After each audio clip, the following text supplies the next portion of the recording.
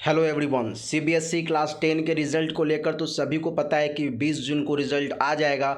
हम बात करने वाले एक सबसे महत्वपूर्ण इशू पर कि इम्प्रूवमेंट वालों का क्या होगा। आप सभी को पता है कि इम्प्रूवमेंट ज़्यादातर उन बच्चों को देना होता है जो पढ़ने वाले बच्चे होते हैं, क्योंकि वो किसी एक या दो पेपर से जब सेटिस्फाइड नहीं होते हैं तो वो देते हैं इम्प्रूवमेंट।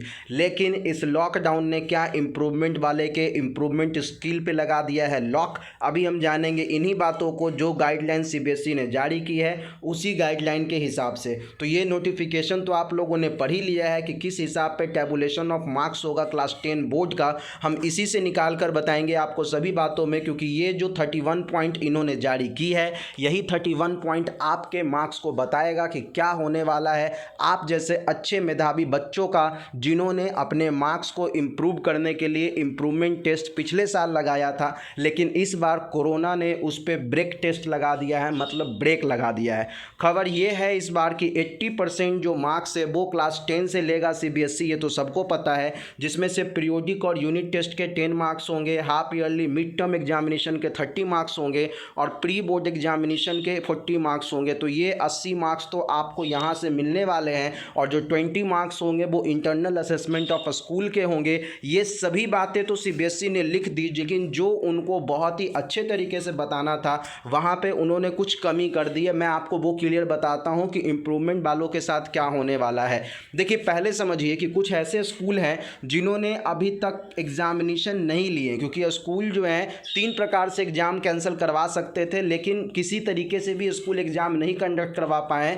खास करके महाराष्ट्र, दिल्ली, तमिलनाडु, बंगाल, ये ऐसे जोन के स्कूल हैं जहाँ पे इस प्रकार की समस्याएं पैदा हुई हैं। ना तो उन्होंने ऑनलाइन करवाया ना तो ऑफलाइन करवाया, लेकिन अब उनको ये ऑनलाइन या ऑफलाइन एग्ज़ाम कंडक्ट करवाना पड़ेगा जिससे बच्चों को फ़ायदा मिले। देखो, यहीं पर इम्प्रूवमेंट वालों की बात भी छुपी हुई है। इम्प्रूवमेंट वाले बच्चे कोई कंपार्टमेंट वाले बच्चे नहीं होते हैं कि आप उनके लिए एक अलग से एग्जामिनेशन करोगे या कोई बेवकूफ़ बच्चा है जो फेल ही करने वाला होगा। बेसिकली इम्प्रूवमेंट वाला बच्चा जानता है अपनी जिम्मेदारियों को, वो समझता है कि मेरे को इसमें ज़्यादा मार्क्स आना था लेकिन किसी गलती के कारण कम मार्क्स आया है।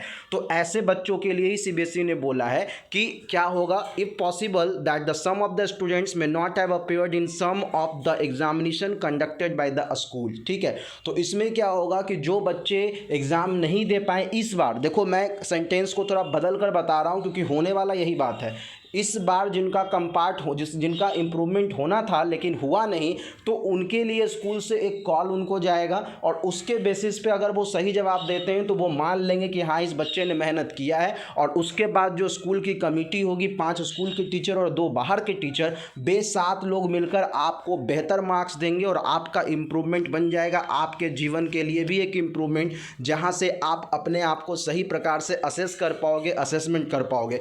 देखो, यहाँ पे ग्रेस मार्क्स की बात भी कही गई है, तो यहाँ पे बताया है कि स्कूल जो है वो इंटरनल असेसमेंट और अपलोडेड थ्योरी के माध्यम से मार्क्स देगा, जो कि बोर्ड के वेबसाइट पे अपलोड भी होगा और बोर्ड उसको देख रहेगा कि अगर ये कैंडिडेट एलिजिबल है तो उसको दोबारा एग्ज़ाम नहीं देना पड़ेगा। जैसे कि आप लोग हुए, आप लोग जितने भी इम्प्रूवमेंट वाले बच्चे हैं, निश्चित रूप से आपके पास टैलेंट है तो आप निश्चित रूप से स्कूल की एग्जामिनेशन को पास कर जाएंगे।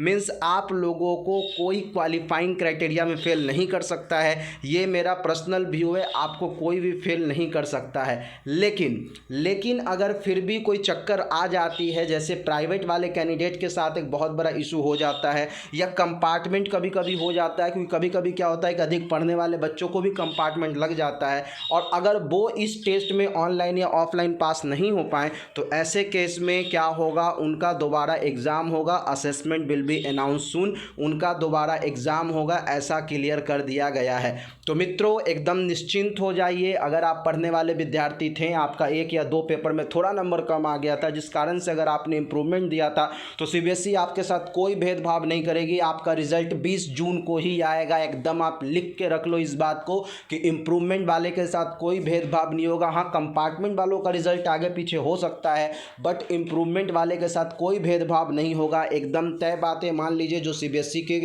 गाइडलाइन से मेरे को पता चल रहा है। तो फिलहाल अभी इतना ही। Thank you.